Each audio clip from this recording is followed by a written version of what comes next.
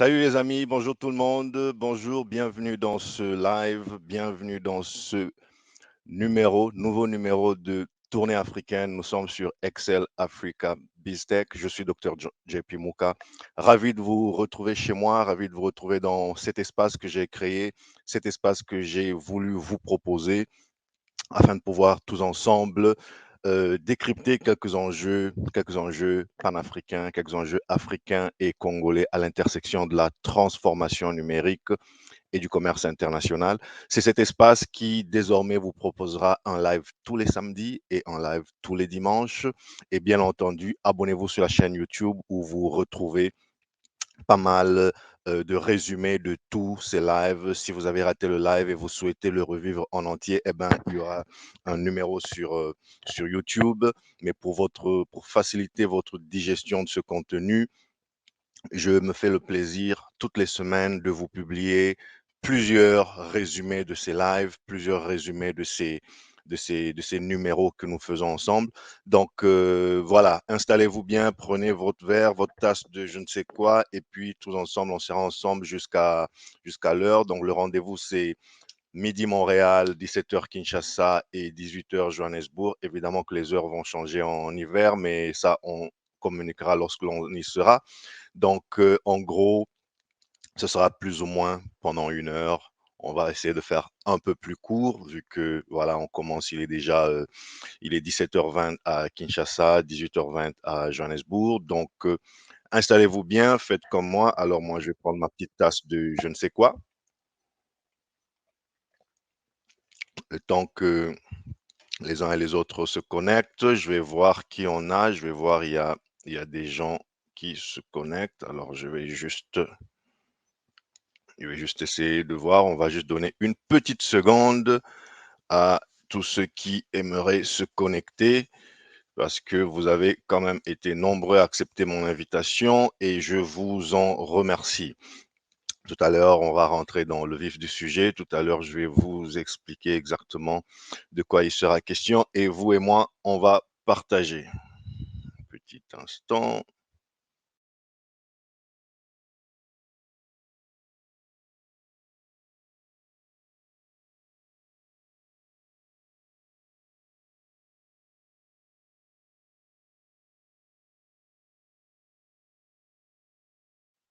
Installez-vous tout le monde.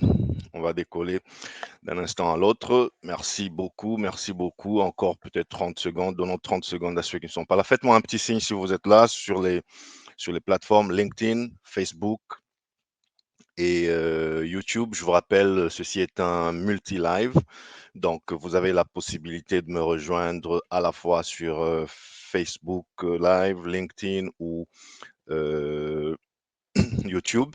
Vous n'avez qu'à chercher juste mon nom, vous tapez Jean-Paul Mouka, JP Mouka, Dr. JP Mouka, et puis, ou alors carrément voilà, sur mon profil, sur toutes ces plateformes que je viens de citer. Évidemment que le live, il passe. J'en profite juste pour vérifier que tout se passe bien sur toutes les plateformes. Alors, il me semble que sur LinkedIn, on est OK. Je vais essayer de voir ce que l'on a sur les autres plateformes. Je vous demande un petit instant. Je vais juste essayer de faire le tour des plateformes pour s'assurer que c'est vert, c'est OK. Si vous êtes là, s'il vous plaît, un petit pouce vers le haut, juste pour me dire c'est bon, est-ce que le son est bon, est-ce que euh, tout se passe bien. Un instant, je vais juste... Voilà. Allez, est-ce que vous êtes là? Est-ce que vous êtes là? Ok, je vois une réaction déjà. Je vais voir de qui il s'agit. Juste le temps de brancher ceci pour éviter des interférences. Alors, je vais voir. Est-ce que j'arrive à voir qui est déjà connecté? Salut Papa War, je pense que tu es là. Salut Mélissa. Salut tout le monde. Salut tout le monde. Installez-vous bien. On va décoller. Salut Léon. Très ravi de vous avoir, chers amis, chers collègues. Merci à vous, merci beaucoup.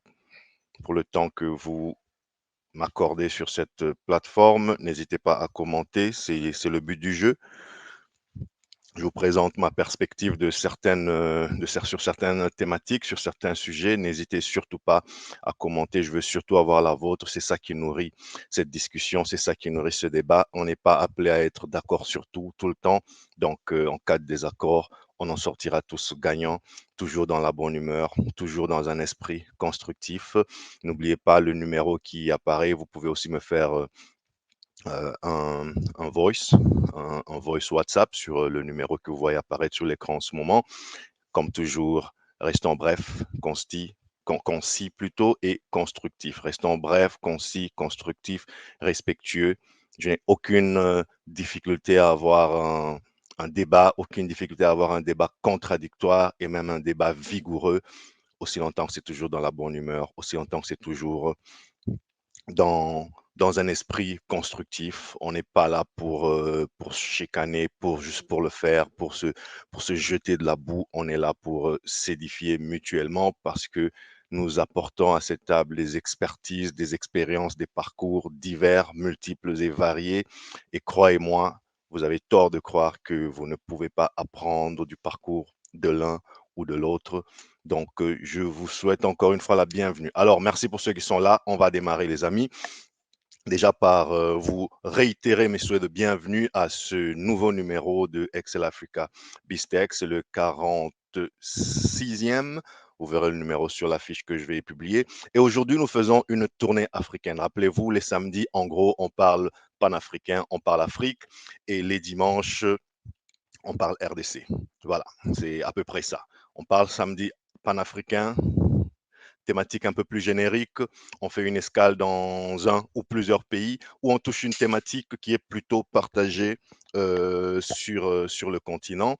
Et les dimanches, j'essaie de faire un petit zoom, un petit focus sur la RDC, ce qui n'est pas exclusif, ce qui n'exclut pas les non-congolais. Vous verrez, si vous avez écouté, je vous invite sur ma chaîne, vous verrez que je peux traiter une problématique parce qu'elle est dans l'actualité en RD Congo, mais ce n'est pas du tout qu'elle soit limitée ou exclusive, parce que croyez-moi, nos pays africains surtout, nous avons des trajectoires à plusieurs points de vue similaires, et la trajectoire de l'un contient évidemment des leçons, des enseignements pour l'autre.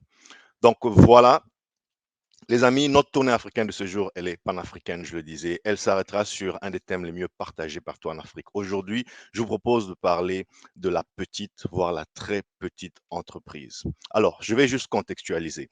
Vous avez probablement suivi sur mes réseaux dans la semaine écoulée, voire les 2 semaines écoulées. D'ailleurs, depuis quelques semaines, mais beaucoup cette semaine écoulée, où j'ai partagé, notamment sur LinkedIn, une de mes récentes collaborations dans le cadre de développer l'écosystème des jeunes pousses avec une organisation ici au Canada qui s'appelle Startup Canada, et qui est une organisation qui s'emploie exactement à cela, à développer les jeunes pousses.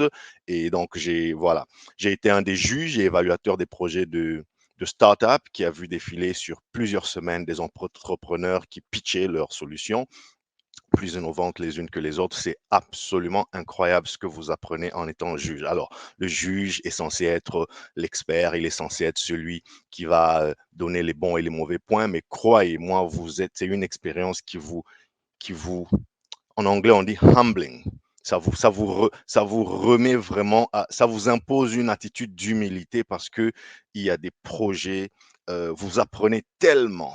Il ne s'agit pas d'aller donner de leçons, mais il s'agit d'aller évidemment partager son expérience, partager son expertise, donner un certain niveau de coaching, d'accompagnement, mais c'est surtout une incroyable expérience de partage, de networking.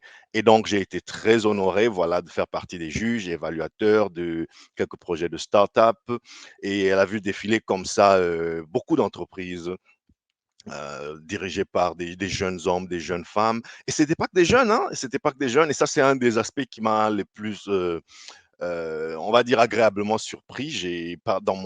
Parmi les compagnies les entreprises, les projets que j'ai dû évaluer, il y en avait qui étaient dirigés par des personnes très expérimentées qui devaient avoir au moins 60 ans. Donc, c'était pas que des jeunes, mais les projets, eux, ils étaient soit nouveaux, soit naissants, soit à naître, mais c'était incroyable comme expérience. Vous pouvez aller. Je vois, il y a eu une question sur les réseaux sociaux, comment on peut se documenter. Voilà, Startup Canada. Vous allez sur les réseaux sociaux Startup Canada, regardez sur mon LinkedIn dans la publication dont je fais allusion en ce moment.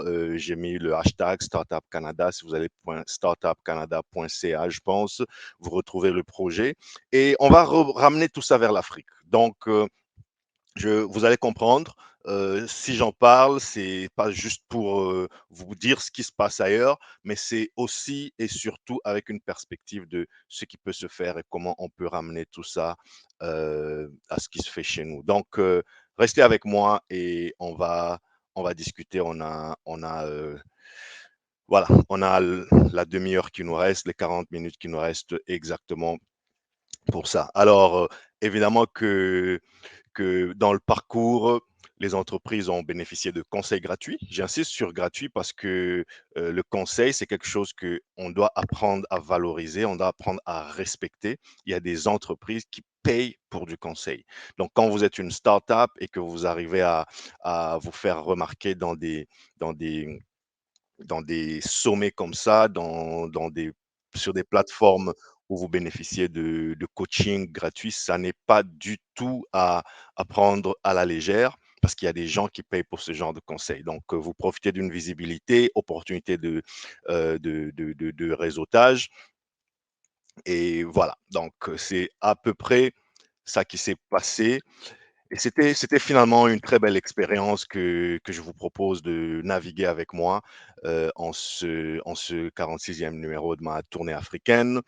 Bienvenue à ceux qui viennent de nous rejoindre. Je vois que les chiffres augmentent. Bienvenue ceux qui viennent d'arriver. Merci beaucoup. Vous n'avez pas raté grand-chose. J'étais juste en train d'introduire notre sujet. Et le sujet, en fait, c'est un partage sur euh, mon expérience récente à travers une collaboration où j'étais juge je faisais partie d'un panel de juges pour évaluer des entreprises canadiennes qui sont des jeunes pousses, évaluer les projets. D'ailleurs, je vous signale que au bout de tout ce parcours d'apprentissage pour les juges, pour le comité, pour les sponsors et pour les candidats eux-mêmes, il y a eu quelques prix. Le champion, je crois, a gagné 30 000 dollars. Ensuite, le deuxième, 15 000. Et puis le troisième, 10 000 dollars. Et moi, je l'ai même dit sur mes réseaux que, franchement, si j'ai une petite entreprise qui se recherche, 10 000 dollars, 15 000 dollars, 30 000 dollars, ça n'est pas du tout quelque chose à prendre à la légère. Pour beaucoup d'entrepreneurs, c'est une bouffée d'oxygène incroyable. Gagner 30 000 dollars parce que votre pitch a été reconnu parmi les meilleurs dans une catégorie ou une autre. Donc, si vous avez votre startup, où que vous soyez d'ailleurs, essayez d'identifier ce genre d'initiatives. Évidemment qu'elles sont, je sais que souvent sur le terrain africain, c'est un peu compliqué, mais il y a des initiatives, il y a des gens, il y a des organisations qui peuvent mettre à votre disposition quelques montants. D'ailleurs, les montants que je cite ici, il y en a en Afrique, moi j'en connais pour qui c'est pratiquement de l'argent de poche, qu'ils claquent comme ça sur un week-end, et c'est de leur droit, surtout si c'est gagné honnêtement. Mais c'est juste pour dire il faut absolument ne pas négliger ces opportunités, appeler ça love money, appeler ça seed money, appeler ça. Il y a des fonds qui peuvent être, appeler ça don, appeler ça prise de participation. Il y a des fonds qui peuvent être disponibles. Un entrepreneur devrait être absolument éveillé à ce genre d'opportunités parce que c'est ces choses, ces petits dons qui peuvent empêcher votre entreprise de couler, qui peuvent vous permettre de tenir jusqu'à la prochaine opportunité, jusqu'au prochain contrat. Et ce prochain contrat, qui sait les portes qu'il vous ouvrira pour votre survie, pour votre absolument pour la survie de votre entreprise. Et donc, ce n'est pas du tout à négliger. Je vous rappelle de commenter, les amis. Je vous rappelle de vous abonner sur ma page sur mon compte YouTube, Dr. JP Mouka. Tapez Jean-Paul Mouka, JP Mouka, vous me retrouvez. Vous êtes nombreux à m'écouter, vous êtes nombreux à me suivre, à réagir même. Mais je vous demande un effort additionnel. S'il vous plaît, abonnez-vous. J'aimerais vous voir parmi le nombre grandissant de mes abonnés. Je répète que cette chaîne, de par sa vision, sa vocation, ses thématiques, ça n'est peut-être pas appelé à devenir une chaîne absolument populaire à des millions d'abonnés, pas en tout cas dans sa forme actuelle, qui sait vers où on va grandir, vers où on va aller, mais même dans cette forme que nous développons aujourd'hui, l'intérêt que vous portez à ces thématiques, l'intérêt que je vous vois me témoigner sur tous mes réseaux sociaux, me porte à croire que je pourrais avoir un peu plus d'abonnés sur mon compte, ma chaîne YouTube, qui est en fait la bibliothèque, qui est en fait la destination finale de tout mon contenu. Sur les réseaux sociaux, je fais des posts, je fais des petits décryptages, mais si vous voulez voir tout ce que je fais, tout le travail documenté que je fais sur cette chaîne depuis un peu plus de 6 mois que je me suis mis assidûment à ce travail pour vous, eh ben, je vous ramène à Dr. JP Mouka, Dr. Jean-Paul Mouka sur Facebook et vous y trouverez tout. Voilà. Commentez, partagez avec vos proches, avec ceux qui pourraient aussi être intéressés. Peut-être que les thématiques ne sont pas exactement votre tasse de thé, vous voulez juste m'encourager, je vous en remercie. Mais une fois que vous avez ça, peut-être que vous en avez un autre, un étudiant, un professionnel, un informaticien, un professionnel du commerce international qui rentre plus dans des thématiques plutôt biztech que je développe.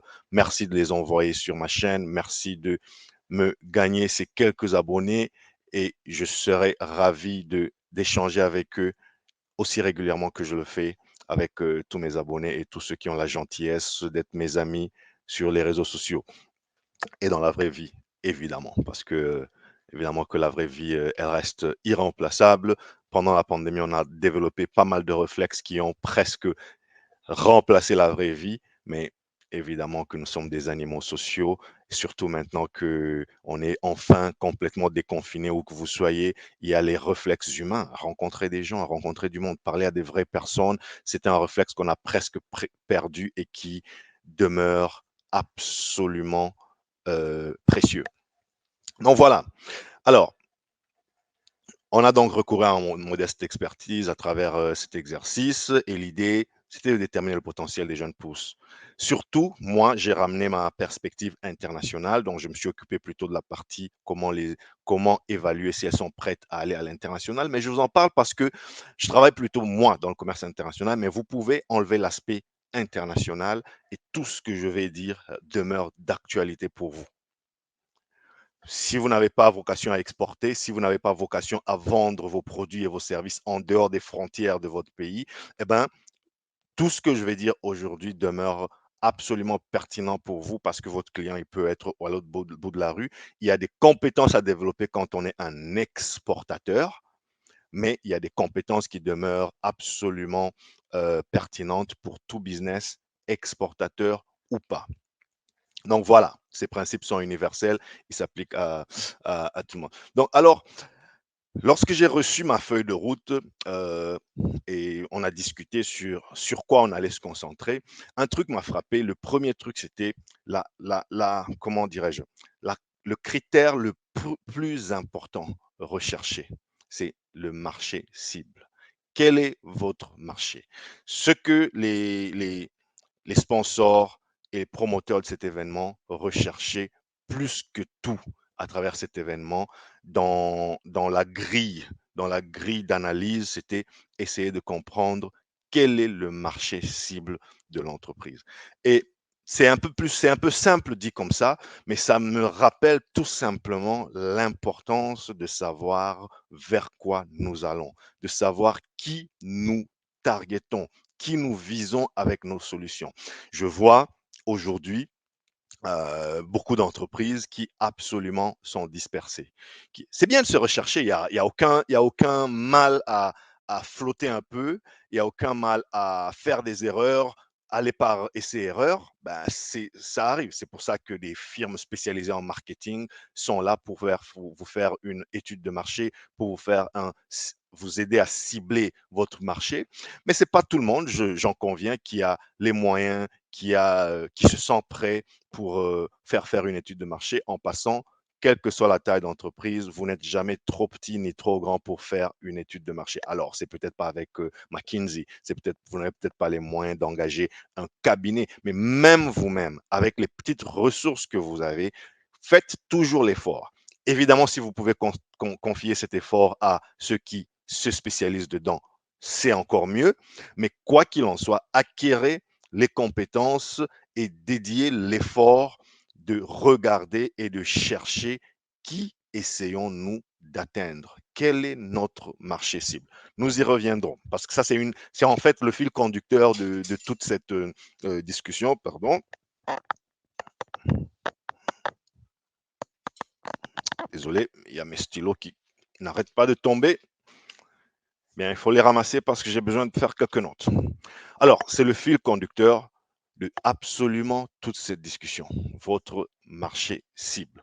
Ensuite, on regarde vos visées, donc les visées de votre solution. Ça, c'est le deuxième critère sur lequel j'ai travaillé le plus. Quelles sont les visées de votre solution?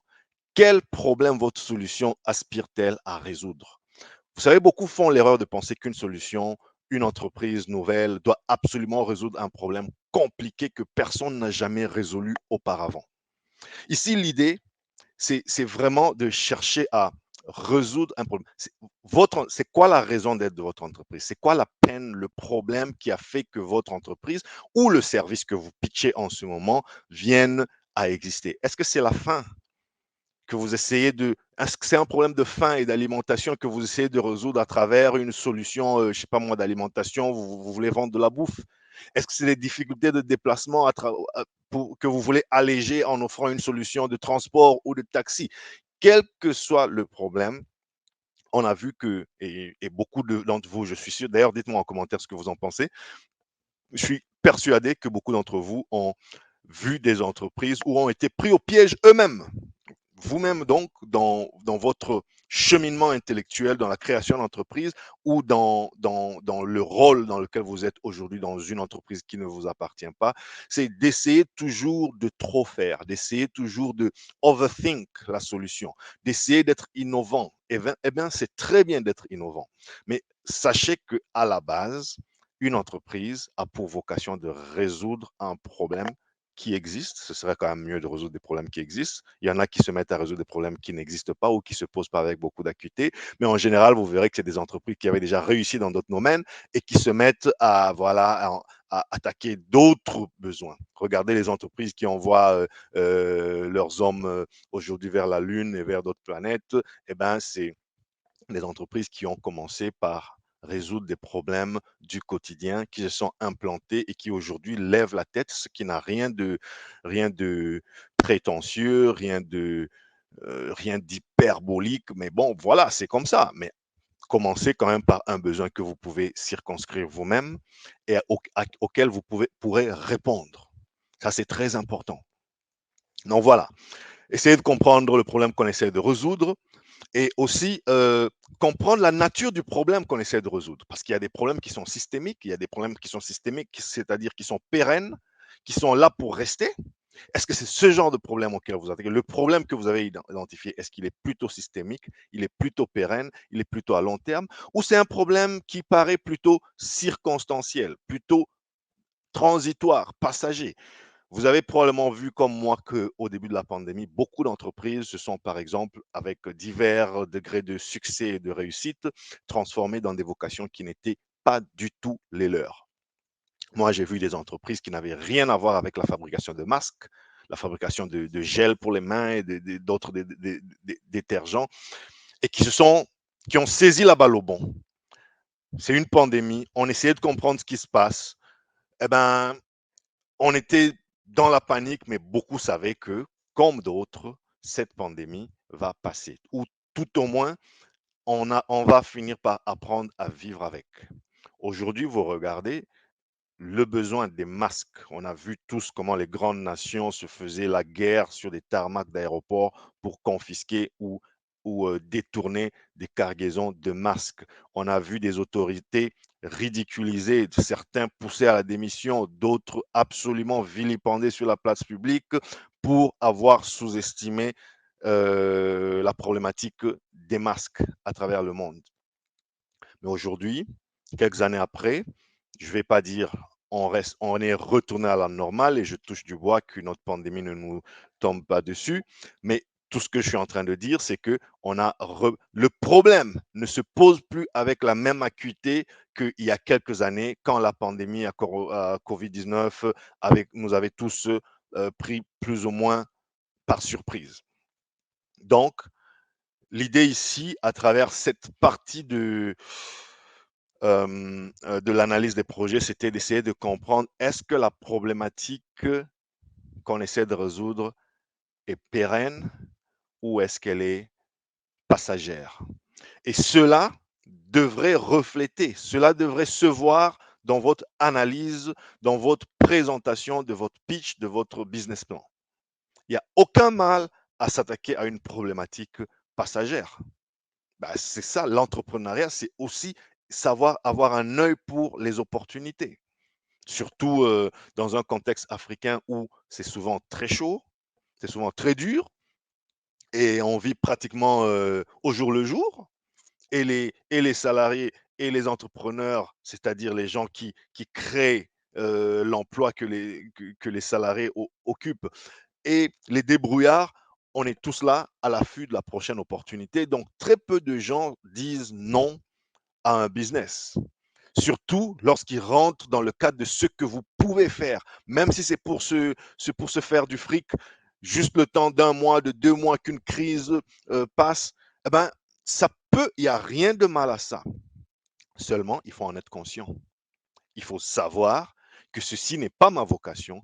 Peut-être que je vais intégrer ça dans mes plans à long terme, mais pour l'instant, vu que j'ai une fenêtre d'opportunité, je vais la prendre, je vais tirer. Donc, c'est un aspect très important qui constitue, en fait, je suis en train d'essayer de vous faire une radiographie de la psychologie du juge de votre projet startup. Évidemment que les critères peuvent varier légèrement d'un contexte à l'autre, mais ayant le privilège d'être dans un panel de juges, ça m'a donné une belle perspective que probablement les chefs d'entreprise que j'étais en train de juger et d'analyser, ben, pouvaient ou ne pas avoir. Donc, si vous préparez votre business plan, si vous préparez votre entreprise à une présentation devant des bailleurs de fonds, devant même votre oncle qui veut vous prêter quelque chose et qui a ne fût-ce que la gentillesse de se pencher un peu de manière intellectuelle sur la problématique, ça, c'est des points à ne pas rater dans votre préparation, dans votre business plan. Troisièmement, il y avait le leadership de l'entreprise. Alors, le leadership de l'entreprise, c'est un aspect qui a beaucoup pesé dans le poids. Le leadership, c'est-à-dire le profil des dirigeants. Le profil des dirigeants d'une entreprise est absolument essentiel. C'est pour ça que les entrepreneurs, surtout les petits entrepreneurs, devraient être absolument sélectifs, bien choisir avec qui vous vous entourez. Vous pouvez être en solo, vous pouvez être des associés, des partenaires, mais quand vous avez des partenaires, il faut vraiment comprendre qui amène quoi à la table. Il y en a qui amènent de l'argent, il y en a qui amènent une certaine expertise dans un domaine, mais toujours non seulement connaître, mais comprendre les profils des uns et des autres. Et lorsque nous travaillons sur cet aspect, on a aussi beaucoup valorisé les expériences des dirigeants de l'entreprise, y compris les réussites et les échecs. Je répète, y compris les réussites et les échecs. Je sais que moi, je viens j'ai commencé ma formation dans une culture plutôt africaine où on a tendance à cacher nos échecs. Ou plus, je sais pas, certains disent que c'est une culture plutôt francophones. Voilà. Et ça se vérifie. Je pense qu'on peut voir la différence sur cet aspect des choses entre les entreprises anglo-saxonnes et les entreprises francophones sur les CV. Aujourd'hui, ça commence à la parole commence un peu à se libérer, si vous voulez, mais il y a encore très peu de temps, je ne voyais pas des gens, y compris en Afrique anglophone ou francophone, beaucoup mettre en avant les échecs. J'ai commencé une start-up qui s'est cassé les dents au bout d'une année. C'est quelque chose à mettre dans votre CV. Avant, on cachait. On ne voulait pas que l'intervieweur sache que j'ai commencé ma startup et j'ai échoué. Aujourd'hui, ben, je le mets en avant. Je le mets en avant. Moi qui vous parle, j'ai commencé une startup qui n'a pas beaucoup réussi. Et, et au-delà de la frustration, au-delà du fait que, oh là là, qu'est-ce qu'on va penser de moi si j'ai commencé une startup qui n'a pas réussi, mais j'ai surtout tiré incroyablement de leçons. Un nombre infini de leçons. Et c'est des leçons, voilà, c'est des enseignements, c'est des choses que je vais essayer d'appliquer à chaque fois que la prochaine opportunité présente, mais c'est surtout des erreurs que je ne vais plus refaire. C'est aussi simple que ça. Dans l'entourage, dans les partenariats, dans qui amène quoi sur la table, ce dont nous parlons ici. Ben, on se brûle parfois les doigts parce qu'on pensait que tel apportait ceci à la table, parce on pensait que soi-même on apportait cela, mais on s'est rendu compte que peut-être que la valeur de ce que l'on apportait n'était pas appréciée à son juste poids par ses partenaires. Donc, ce genre d'incompréhension, eh ben, ça fait partie des leçons. Il faut toujours comprendre qui apporte quoi, valoriser les expériences, s'entourer des gens qui en ont de l'expérience. L'expérience, pas seulement des gens qui ont tout réussi dans la vie. Il faut voir les apprentissages derrière les échecs des uns et des autres. Donc, c'est quelque chose qui est revenu. Et quand j'ai travaillé sur ces critères, je me suis vraiment remis en question. Je me suis dit, waouh, c'est vrai que les lignes sont en train de bouger, mais ça, c'est quelque chose que je vais répéter à mes frères africains, à mes sœurs africaines, parce que des fois, on se prend un peu, comment, we take it for granted. On essaye de prendre ça pour acquis. On ne se le répétera jamais assez. Essayons de valoriser notre parcours, notre pédigré. Franchement, moi, je préfère m'associer avec quelqu'un qui a quand même un certain nombre d'échecs plutôt que m'associer avec quelqu'un qui n'a jamais rien essayé de sa vie, rien tenté, ni en entrepreneuriat, ni en entreprise, ni en solo, ni nulle part, mais qui, bon, peut-être qu'il a de l'argent parce qu'il est un héritier. C'est en général, c'est des personnes qui ne je ne vais pas dire qu'ils comprennent rien, mais c'est des personnes qui ont une perspective différente de la tienne. Surtout toi, si tu es un produit du marché, tu es un produit du terrain, tu t'es cassé les dents, tu t'es formé, que ce soit académiquement, professionnellement ou une combinaison des deux.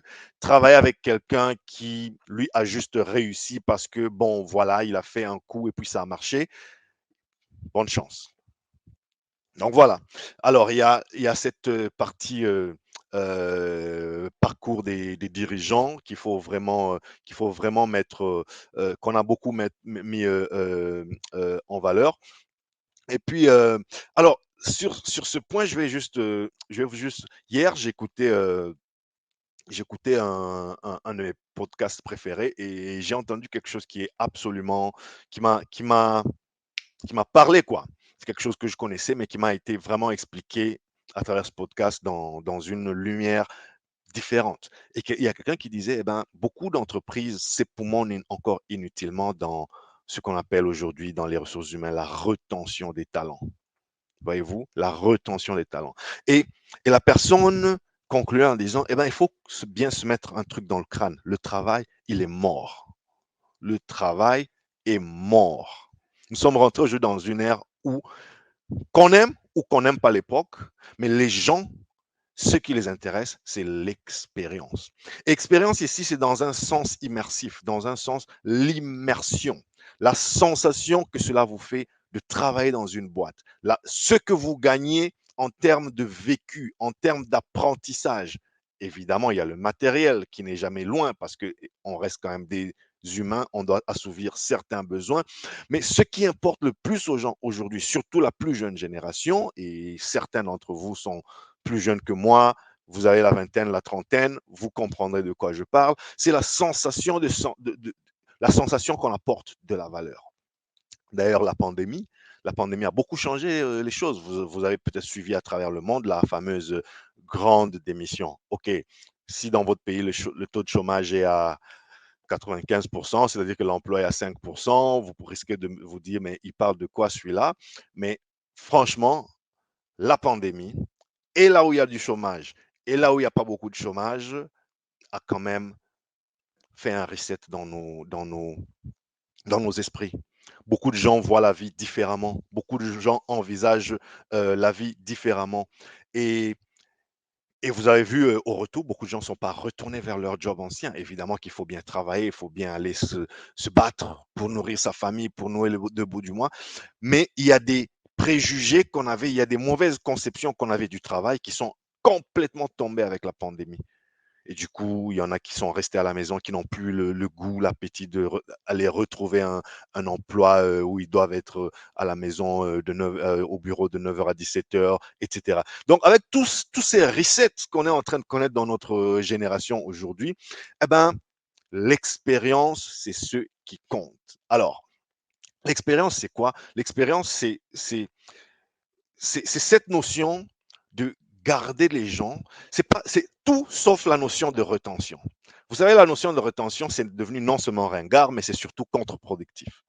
C'est la notion qui implique retenir les gens, y compris ceux qui veulent partir.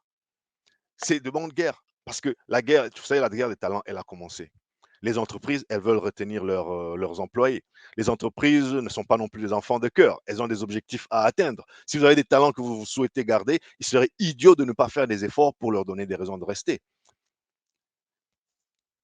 Mais ce n'est pas au concept de rétention lui-même que l'on s'en prend ici. Et je suis d'accord, ce n'est pas à ce concept-là que moi je m'en prends ici, mais plutôt un certain état d'esprit.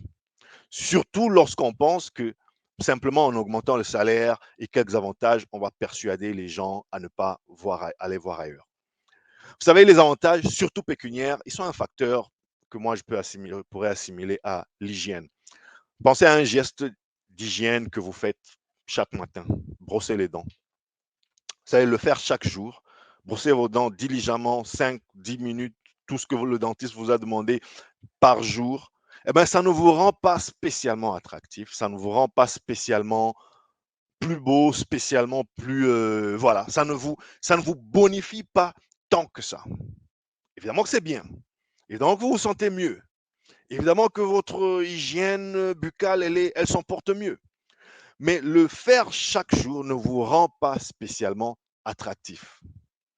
En revanche, ne pas le faire, à ça, prenez la décision aujourd'hui de ne plus jamais brosser vos dents, eh bien, bonjour les dégâts. Ça va vous créer des problèmes. Ça va vous apporter beaucoup d'ennuis.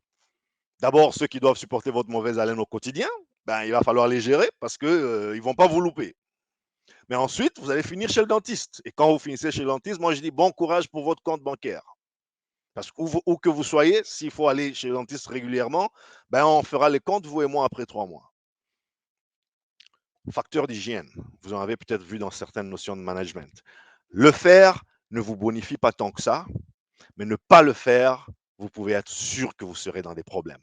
C'est un peu comme ça qu'on peut considérer la rémunération dans l'entreprise.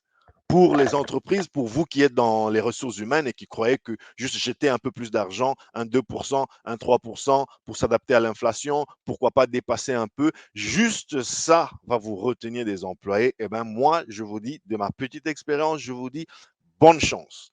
Parce qu'il faut comprendre, c'est aussi un peu une question de stade, d'âge, d'étape de sa vie où on se trouve. C'est vrai, peut-être ça peut marcher un peu mieux avec les plus jeunes qui, pour eux, 1 dollar de plus, ben, c'est toute la différence. 10 dollars de plus, ben, c'est toute la différence. Ils n'ont pas beaucoup d'attaches. Mais pour quelqu'un qui a une famille, qui a des attaches dans une ville, ben, il ne quittera pas son job, il ne quittera pas son environnement de business, aller vivre à l'autre bout du monde, juste parce que le salaire là-bas est 10% meilleur. Quand on a 20 ans, on peut faire ses bagages même sur une rumeur. De toute façon, on n'a rien à perdre. Il paraît que de l'autre côté, ça paye bien. On prend ses affaires, on repart. Si ça ne paye pas bien, si ça ne marche pas bien, on revient et puis on fait un reset. Mais les amis, beaucoup d'entre vous, comme moi, c'est pas tout à fait évident. Écoutez, moi, je vous donne mon cas personnel en ce qui me concerne. Ben, Je vis chez moi depuis que j'ai 22 ans, j'ai 42 ans aujourd'hui, donc ça fait plus de 20 ans que je vis chez moi. J'ai bientôt 20 ans de mariage. Je suis propriétaire depuis bientôt 20 ans. Je travaille sans discontinuer depuis que j'ai 19 ans. Donc, je suis là dans ma 23e année d'expérience personnelle, professionnelle, voulais-je dire. Sans compter les nombreuses responsabilités que mes parents me confiaient alors que j'étais encore adolescent. Alors, où est-ce que je vais en venir ici, les amis? Pourquoi je parle de moi? Pourquoi je vous donne ce petit exemple très personnel? C'est parce que la moralité, c'est que quelqu'un comme moi, je travaille depuis très longtemps. Les hauts et les bas, je connais. Alors, espérer me retenir simplement sur une base du salaire, eh ben, c'est impossible. Peut-être pas aussi impossible que ça, mais c'est très difficile. Un peu plus d'argent, pourquoi pas? Parce que j'ai aussi des factures, j'ai aussi des projets que j'aimerais faire, mais qui demanderont un peu plus d'argent que j'en ai aujourd'hui. Tout ce qui peut m'éviter à aller m'endetter auprès de mon banquier, pourquoi pas? Je prendrai. Mais il y a une limite, il y a un seuil à ça. Beaucoup plus d'argent ne me motivera pas forcément plus à faire la même chose. Je recherche autre chose. D'ailleurs, ceci, beaucoup d'entreprises l'ont compris, même dans leur relation avec les clients. Quand je démarrais ma vie professionnelle en 99, on parlait de call center, par exemple. Un numéro que les clients peuvent appeler pour poser leurs questions, obtenir les réponses, et puis basta. Il y avait un call center. Vous faites le 111, vous faites le 122, etc. Vous appelez, c'est à peine si vous vous présentez, on vous demande c'est quoi votre problème. C'est en découvrant votre problème qu'on peut peut-être vous demander qui vous êtes, etc. Et puis vous résolvez votre problème, basta. Bonne chance. Un peu plus tard, je dirais plutôt vers le milieu des années 2000, on évolue plutôt vers une notion de customer care, service client. La notion de service, c'est plus un call center, c'est plus un endroit où on appelle juste, ça devient un endroit où on va recevoir un service. Il y a comme une notion de reconnaissance, une prise de conscience qui entre en ligne de compte pour essayer de suivre son client de manière un peu plus personnalisée. Là, depuis quelques années, on parle plus de client ou customer experience. Vous avez entendu CX, cet acronyme assez sexy, CX, Customer Experience. Et tous ses cousins, par ailleurs, Customer Success, Client Engagement. Évidemment, il y a des nuances, ça n'est pas le sujet du jour, mais tout ça c'est pour dire, aujourd'hui, on chemine avec le client. On s'assure que dès que le client met les pieds dans nos quatre murs, eh ben, il y ait de moins en moins de raisons d'en sortir. Qui reste le plus longtemps possible. Aujourd'hui, on a dépassé la notion des applications et des services. On va sur la notion des plateformes. Une plateforme, c'est un petit monde. C'est un monde où tu es venu, tu es rentré sur Facebook. Facebook, c'est une plateforme. C'est un bon exemple d'une plateforme. Tu es venu juste pour essayer de voir si tu peux retrouver quelques cousins, quelques amis d'enfance éloignés. Tu retrouves ça, tu prends goût, tu reviens parce que ça fait du bien entre nous de retrouver un pote que tu n'as pas revu depuis que vous aviez 12 ans, tu le retrouves 20, 30 ans après, waouh! Mais puisque tu es là, puisque tu viens tous les jours, ben, ton argent, tu le dépenses où? Ben, on t'offre un service de shopping. Donc maintenant, non seulement tu vas venir pour voir, collaborer, parler, partager de vieux souvenirs avec des vieux potes, mais aussi tu peux faire des achats en ligne. Tu peux acheter ce qui t'aurait intéressé, comme si tu faisais un tour dans une galerie marchande. Et puis on regarde, ben, qu'est-ce que tu fais d'autre? Et les images, et les photos. Et donc, on t'offre un truc, tu rentres dedans, eh ben, tu ne sais pas en sortir. C'est vraiment l'image des malls, comment dirais-je, des malls virtuels. Tu es venu pour acheter juste une baguette dans le supermarché, mais juste à côté, on te vend des habits, juste à côté, on te vend toutes sortes de fringues, on te vend de la bouffe, on te vend des bouquins. Et donc, finalement, c'est l'expérience. Tu es parti de ta baguette de pain à des fringues, à des bouquins, et puis finalement, tu as passé toute la journée. Et puis, il y a un bar par là, tu peux aller manger un peu, te désaltérer un peu, tu peux regarder ton sport préféré. Ah, il y a un match qui commence. Voilà. Donc, tu rentres et t'en sors, il fait déjà noir dehors, tu te dis, mais j'ai pas compris. J'ai pas réalisé que le temps passait. C'est la notion de plateforme transposée au numérique. Donc, voilà. Et c'est ça la notion de plateforme qui considère au passage que c'est un échec lorsque le client rentre dans ton magasin, lorsque le client rentre dans ton espace et qu'il en sort avec encore un peu d'argent dans son porte-monnaie.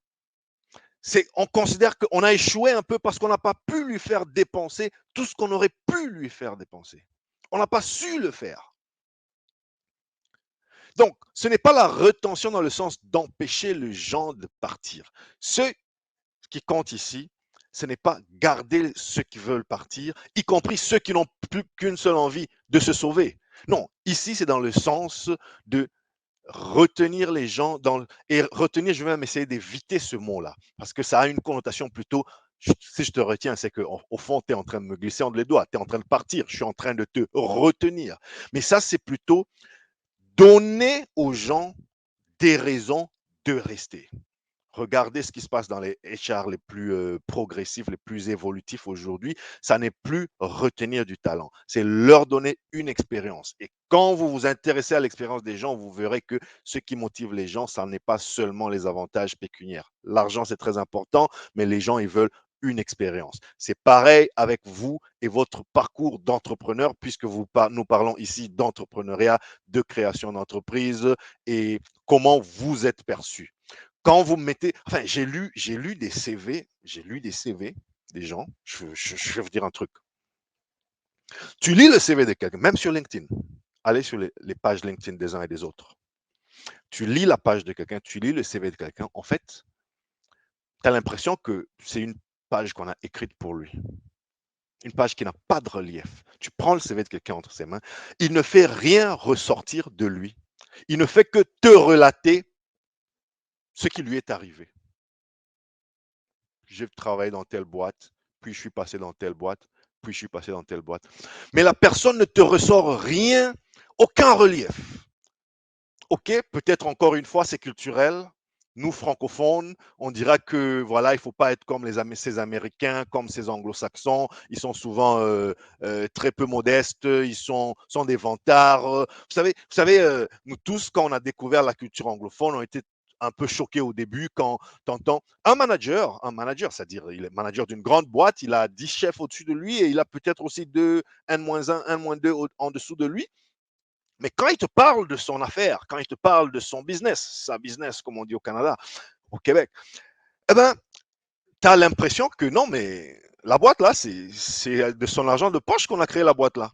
Il te dit mon business. Il te dit ces gens travaillent pour moi. Il te dit mon projet. Il s'approprie la chose. Et quand tu vas sur son CV, il te dit I ran a business avec 100 personnes. C'est-à-dire, j'ai géré un département de 100 personnes. J'ai géré un département de 20 personnes. Ce n'était pas mes esclaves. C'était peut-être, dans certains cas, pas des gens que moi j'ai embauchés. Je n'ai pas eu un mot à dire dans leur embauche. Mais le temps qu'on a travaillé ensemble, ils étaient sous ma responsabilité. C'est moi qui les dirigeais. J'ai pris la responsabilité, donc j'assume, j'en prends. Donc je me suis affiché, j'étais le leader, j'étais la raison première pourquoi le projet a réussi ou le projet a moins bien réussi. Mais vous sentez qu'on parle de, voilà, on n'est pas dans l'humilité outrancière là où tu lis le CV de quelqu'un, tu comprends même pas, tu dis, frère, c'est ton CV ou bien c'est le CV de quelqu'un d'autre? Parce que quand je regarde, je ne sais pas comprendre ce que toi tu as fait. Quel était ton rôle dans la réussite de ce projet-là? Peut-être que, il se trouve, tu as eu un rôle hyper important, mais tu es tellement humble, tellement effacé qu'on ne voit aucun relief. Donc, fais ressortir l'expérience.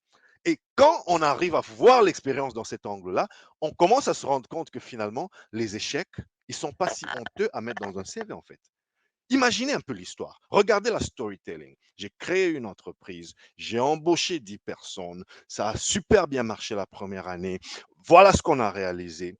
Et puis la deuxième année, il y a eu tel changement sur le marché. Il y a eu un gros compétiteur qui a ravalé tous nos clients. On ne s'est pas adapté à temps ou carrément on n'avait plus de sous parce que nos clients ne nous ont pas payé à temps. Bref, on a eu des grosses commandes. On a beaucoup trop dépensé en amont et puis on n'a pas vu les grosses dépenses venir et quand était venu l'heure des comptes, payer les salaires et tout, je me suis barré. J'ai donné à chacun son décompte final, je suis allé chercher un emploi en entreprise. Écoutez la storytelling, il y a quelque chose à écouter. Il y a quelque chose d'accrocheur. Ah, tu as pu faire ci et ça, tu n'as pas bien vu venir ci et ça. Mais toi, tu dis non, j'ai essayé une entreprise, ça a échoué, j'ai abandonné.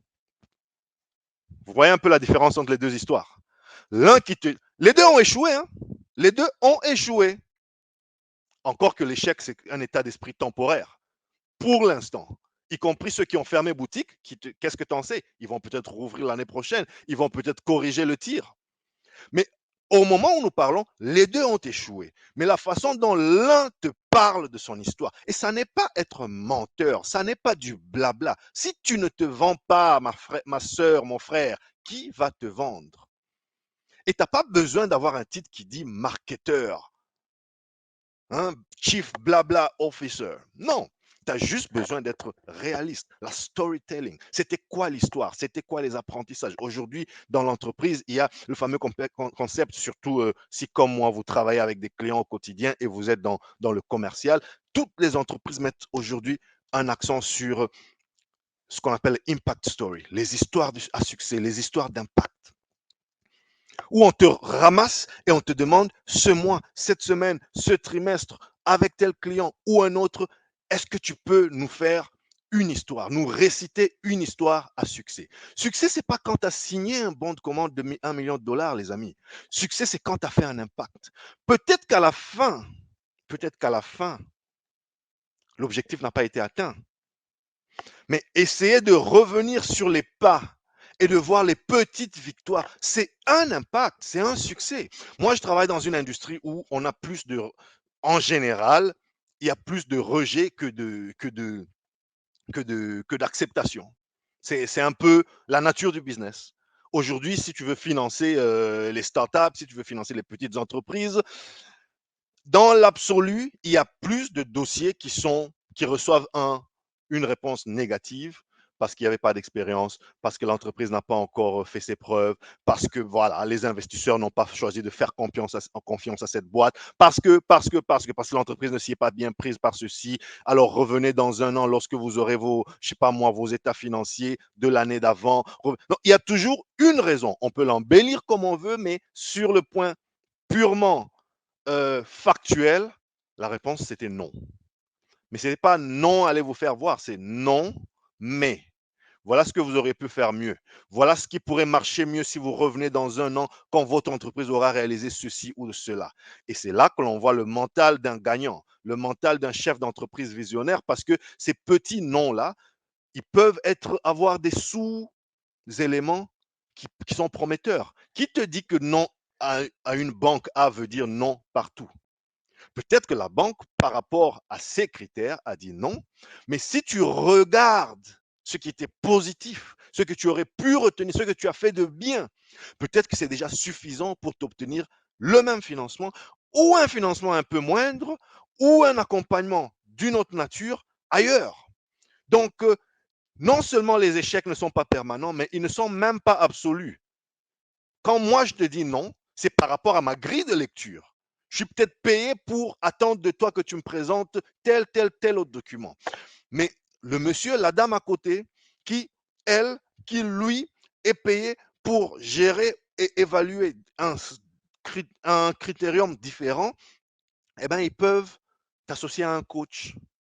Ils peuvent te donner le tiers de ce que moi j'aurais pu t'accorder dans le cadre de mes fonctions ou j'aurais pu motiver à ta faveur dans le cadre. Voyez-vous? Donc, l'échec, non seulement c'est permanent, non seulement ça n'est pas permanent, c'est un état d'esprit qui est appelé à changer si vous avez le mental pour ça, mais aussi c'est relatif. Un échec à une porte A ne signifie pas que c'est un échec à toutes les portes. Donc voilà, ça c'est juste pour dire, tout ça c'était une virgule pour dire que pour la plupart d'entre nous, il faut travailler, il faut montrer un pédigré. Les générations spontanées, moi, j'en connais pas beaucoup. Peut-être que vous vous en connaissez, mais il faut pouvoir ramener votre pédigré, y compris vos échecs. Les banquiers regardent ça. Les bailleurs de fonds regardent ça. Ce que vous croyez être un échec humiliant parce que vous avez dirigé une entreprise seulement pendant 2 ou 3 ou 5 ans et puis elle a fermé boutique, il y a un autre qui regarde avec un œil plus visionnaire et se dit, mais tiens, qu'est-ce qui n'avait pas bien marché?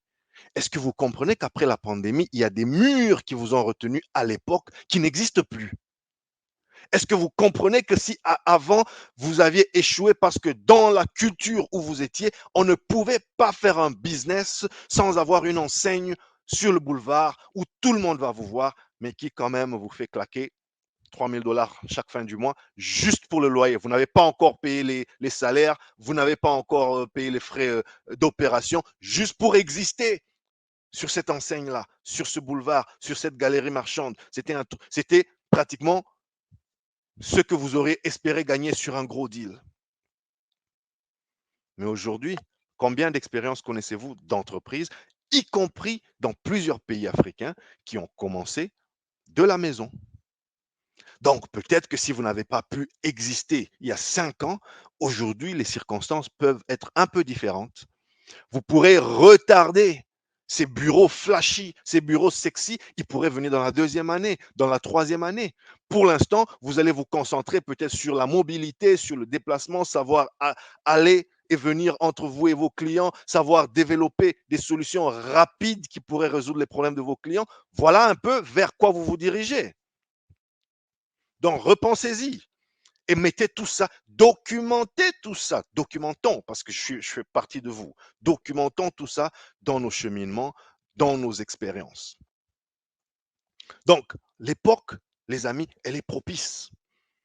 Elle est propice pourquoi? Parce qu'au-dessus de tout ce que venons de dire, il y a par exemple les réseaux sociaux. Eh ben, les réseaux sociaux, c'est un phénomène qui est venu complètement rebattre les cartes, niveler le jeu.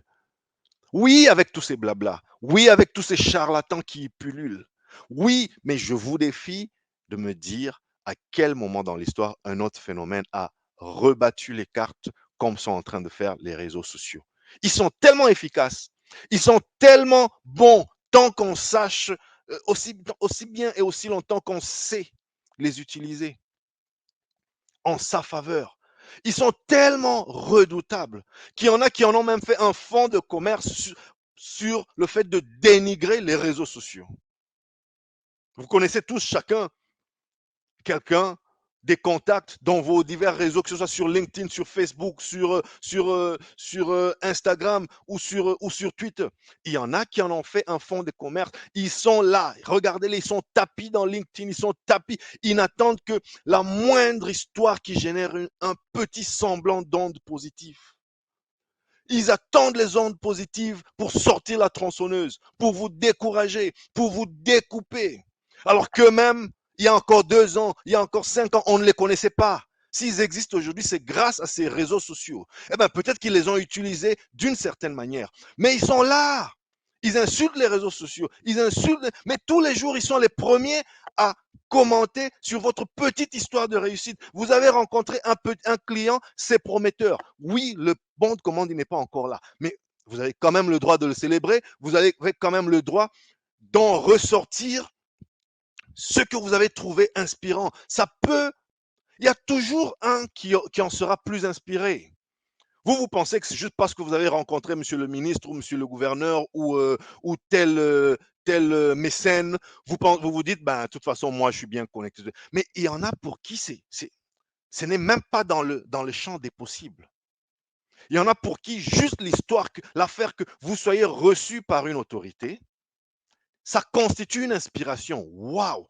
Comment il a fait? Comment elle a fait? Il se trouve, j'ai envie de faire quelque chose de similaire, mais je ne sais même pas par où commencer. Sans même le savoir, vous avez inspiré quelqu'un.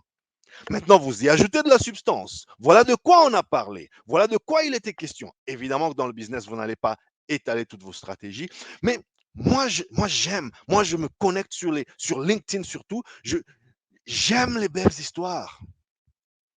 Donc, il faut ignorer vos amis qui sont les premiers à sortir la tronçonneuse. Chaque fois que vous partagez une belle histoire qui pourrait inspirer quelqu'un, vous avez toujours les tronçonneurs en chef qui sortent et vous disent, oh là là là là, ils sont comme, mais ben, ils existent dans la vraie vie. Pourquoi ils n'existeraient pas dans la vraie vie où il faut du courage pour s'opposer aux gens? Parce que c'est des gens physiques qui sont devant vous, qui peuvent vous en coller une dans la tronche. Ils sont là et il y en a toujours qui vous diront que ce que tu fais ne marchera pas, ce que tu fais n'est pas bon. Mais imaginez les réseaux sociaux où chacun se cache derrière un pseudo, où chacun se cache derrière je ne sais quoi. Eh bien, il y en aura toujours. Donc, vous décidez si vous allez vous faire décourager par ceux qui sont les premiers à vous dire ça ne peut pas marcher, vous êtes des entrepreneurs de Facebook, ne vous fiez. Ben oui, il y a beaucoup d'escrocs sur Facebook, mais si votre business, il peut marcher et il marche sur Facebook, fermez juste un peu les oreilles, les amis. Concentrez-vous. Restez sur votre bande. Avancez. avancer.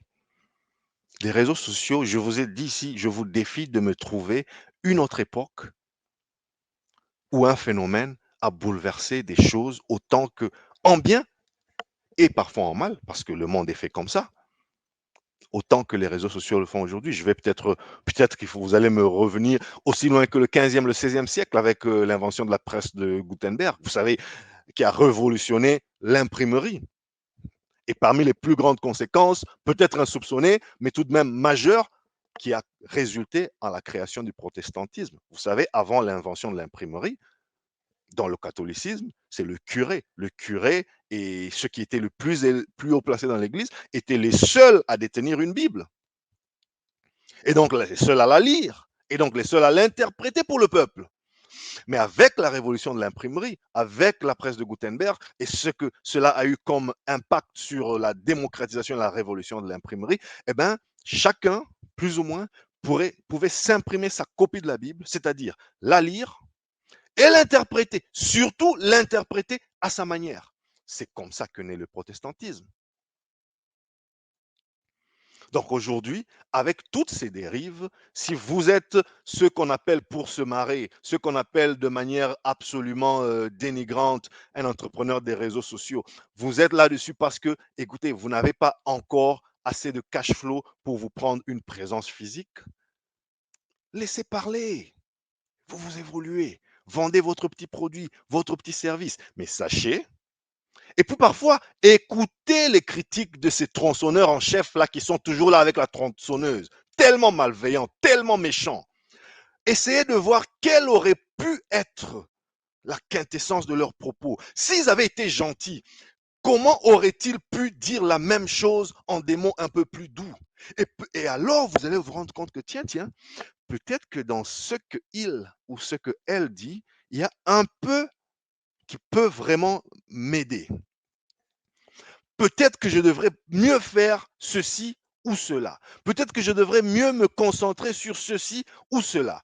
Même si, évidemment, venant de la personne, ça a été dit avec tellement de méchanceté, tellement avec la volonté d'écraser. Il y a même dans mon réseau, il y a des gens, c'est-à-dire, à chaque fois que quelque chose fait quelque chose, c'est comme si on est en concurrence. Il faut absolument démontrer à la face du monde que cette idée n'est pas bien faite, n'est pas bien conçue et par conséquent, elle va échouer. Peut-être, mais encore une fois, la bienveillance, on a oublié. On peut dire la même chose avec un peu moins de venin. On peut même faire mieux. Quand vous voyez que les posts de quelqu'un vous énervent, mais vous les regardez toujours pourquoi? Vous pouvez le bloquer, vous pouvez vous déconnecter. Vous pouvez les ignorer. Vous pouvez ne pas communiquer votre venin, rendre l'atmosphère toxique lorsque vous n'avez rien à dire. Vous pouvez juste zapper. L'univers est un endroit tellement grand. Il s'y passe tellement de choses. Pourquoi toi tu passes toute une matinée à essayer de tronçonner les idées de quelqu'un juste parce qu'il a essayé de distiller de la mauvaise, de distiller des bonnes ondes, de la bonne humeur, même si tu trouves son projet absolument hypothétique, absolument infaisable. Soit tu le dis avec bienveillance, tu mets un peu d'intelligence. En général, l'intelligence, c'est toujours un peu souhaitable. C'est mieux que la méchanceté et l'idiotie. Et surtout, si tu n'as ni l'un ni l'autre, trace ton chemin. Voilà. Donc, je vous ai cité ici quelques points qui ont constitué vraiment un des grands points de la ligne de la lecture de ce travail et de cette expérience, parlant d'expérience, cette immersion que j'ai faite sur les mois passés avec Startup Canada, que je vous invite à voir en ligne. Je vais finir par vous parler de la concurrence. Contre qui êtes-vous en course? Vous savez, cette notion vient boucler la toute première de cible. La concurrence est extrêmement importante. Qui sont, et ça c'était parmi les critères que nous les juges, sur lesquels en tant que juge je devrais faire attention. Quelle est ta perception de tes concurrents? Et très souvent, après une petite discussion, vous vous rendez compte que parfois les concurrents qui vous donnent des insomnies, en fait, ne sont même pas vos concurrents. Une entreprise qui n'offre pas le même produit que vous, ou un produit de substitution à vos clients aujourd'hui, eh bien, ce n'est pas un concurrent. Peut-être dans son branding, il décrit faire la même chose que vous. Peut-être que vous êtes dans une même industrie.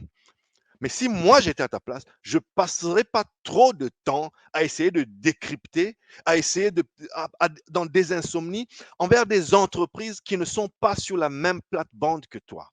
Ils ne vendent pas à tes clients, ils ne vendent pas à ton marché cible, ils n'ont pas un produit ils ne vendent pas la même chose que toi, le même service ou le même produit. Ils ne proposent pas un produit de substitution à ta cible.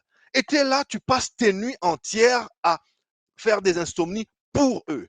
Tu passes ton temps à parler d'eux. Ils ne sont pas tes concurrents, en tout cas pas aujourd'hui. Garde un œil dessus si tu veux, si ça t'intéresse, s'il t'intéresse tant que ça. Mais reste sur ta plate-bande, cher ami. Évidemment, si tu exportes, ça amplifie le problème. Parce que quand tu es exportateur, ton concurrent, ça n'est pas toujours le gars, l'entreprise au bout de ta rue que tu vois tous les jours. Ton concurrent, c'est probablement une entreprise à l'autre bout de la planète qui n'a jamais mis les pieds dans ton pays, qui n'a jamais mis les pieds dans ta ville. C'est lui ton concurrent. Donc, quand tu exportes, évidemment que tu ouvres ton esprit différemment que lorsque tu as un service local. Et je vous répète, je le disais en début, l'un et l'autre sont complètement acceptables. Tout le monde n'est pas appelé à être exportateur. Il y a des entreprises qui sont nées pour exporter. Pas de marché local, pas de vision locale. Elles veulent que ça reste comme ça. Mais il y a aussi des entreprises pour qui l'exportation constitue un next step, une étape de croissance, le prochain arrêt dans votre croissance. Dans quelle catégorie faites partie de quelle catégorie faites-vous partie? Où situez-vous votre entreprise? Tout ça, ça fait partie de connaître son entreprise. Et dans un pitch, dans un business plan, si ça n'est pas suffisamment respecté et reflété, le juge que je fus pour cette collaboration que je viens de vous décrire, il le voit, il le perçoit, il sent que vous n'êtes pas sûr de vous et vous passez à côté des financements, vous passez à côté d'encouragement, vous passez à côté d'opportunités de networking. Peut-être que ça ne sera pas les 30 000 dollars, peut-être que ça ne sera pas les 20 000 dollars pour le deuxième prix, peut-être que ça ne sera même pas les 15 000 dollars, peut-être que vous serez dans un ordre de grandeur tout à fait différent. Peut-être que ça sera vous attirer une certaine publicité. Donc, ne négligez pas ces notions, chers amis. Ne négligez pas ces notions, chers entrepreneurs, vous qui avez déjà fait le grand pas de vous afficher, vous qui avez déjà fait l'effort. On va arrêter aujourd'hui par ici. C'est un sujet que je vous propose en 2 morceaux, en deux numéros. La semaine prochaine, je reviendrai sur ce même sujet, mais là, ce sera pour vous parler de ce que les petits entrepreneurs canadiens nous ont appris à travers ce cheminement, leurs expériences, leurs besoins, leur quotidien, et on va relier tout ça à notre quotidien africain. On va essayer de renvoyer tout ça parce que, croyez-moi, et je ne vais pas vous le spoiler aujourd'hui, les entrepreneurs, finalement, ils ont pratiquement les mêmes besoins partout. Donc ne négligez pas, ne vous dites pas, oh là là, les Canadiens, les Américains, les Français, chez eux, tout marche bien. Donc l'expérience d'une start-up française ne me servira à rien, moi qui suis à Brazzaville. Il y a éventuellement beaucoup de contextualisation à faire, beaucoup. Mais commencez par comprendre, et vous n'êtes pas obligé de vous limiter à un seul pays, à un seul milieu. Regardez ce qui se passe dans d'autres pays africains, en dehors du vôtre, pas seulement en Occident. Si vous pouvez mettre la main sur des données d'entrepreneurs asiatiques, vous verrez qu'il reste grosso modo des grands fils conducteurs. Des problèmes que l'on résout un peu plus facilement selon qu'on est dans un pays tel ou dans un autre pays, mais ça reste des problèmes. Comme le financement. Je vois Papy, merci pour ton commentaire. Papy me disait, il me parlait sur LinkedIn de financement, problème de financement. Je vais relire ce commentaire la semaine prochaine. Merci beaucoup pour ton partage, Papy, sur LinkedIn. Je vous réitère, les amis, abonnez-vous. Cette invitation, elle est pour vous tous. Si vous ne l'êtes pas encore, commentez, engagez-moi sur les réseaux sociaux. Ça m'a fait grand plaisir de vous parler aujourd'hui. Ça m'a fait énormément plaisir de m'entretenir avec vous dans cette heure sur ce que devrait être votre état d'esprit lorsque vous préparez un pitch en tant qu'entrepreneur, lorsque vous préparez un business plan ou lorsque vous vous vendez tout simplement en tant qu'entreprise. Et je n'ai pas été exhaustif aujourd'hui. Je me suis limité à la grille de lecture qui était la mienne lorsque j'étais adjudicateur, j'étais juge sur ce panel de Startup Canada. La semaine prochaine, on va revenir dans un peu plus de détails sur ce que les uns et les autres ont dit. Je vous en ressortirai certaines leçons, certains enseignements que nous pourrons appliquer chez nous en Afrique. Merci à vous. N'oubliez pas demain, notre parti pris congolais. Rappelez-vous en gros, samedi, panafricain, on fait notre tour d'Afrique. Dimanche, on parle notre parti pris congolais. Venez même si vous n'êtes pas congolais, je vous promets qu'il y a des enseignements pour votre pays. C'est toujours midi, heure de Montréal, 17h Kinshasa, 18h Johannesburg. Midi Montréal, 17h Kinshasa, 18h Johannesburg. Soyez nombreux dans mon live de demain et entre-temps, commentez. Et je vous le donne dans le mille. Demain, je vous donnerai ma perspective sur le Makutano 8 qui vient de se dérouler à Kinshasa et Mbuji-Mayi cette semaine du 24 au 27 octobre 2022. Très intéressant, des discussions très intéressantes. Je vous donnerai une substance de ce que je pense de certaines choses qui ont été dites, mais surtout, j'ai envie de savoir ce que vous en avez pensé, comment vous avez été édifié ou pas. Voilà les amis, n'oubliez pas de vous abonner, envoyez-moi vos commentaires, toujours bref, concis, constructif, dans la bonne humeur. Le numéro WhatsApp, il s'affiche.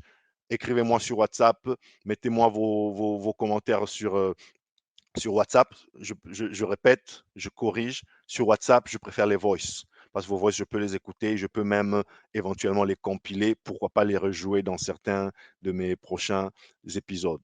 Et donc, moi, c'est Dr. JP Mouk. Cette semaine, je vous retrouve la semaine prochaine pour un autre parti pris congolais. Mais restez avec moi demain, dimanche 30 octobre, midi Montréal, 17h Kinshasa, 18h Johannesburg. Et ensemble, essayons un temps soit peu d'éclairer les masses, les informer du progrès, les outiller pour la concurrence. Je vous dis, prenez soin de vous et des vôtres. Chap, chap.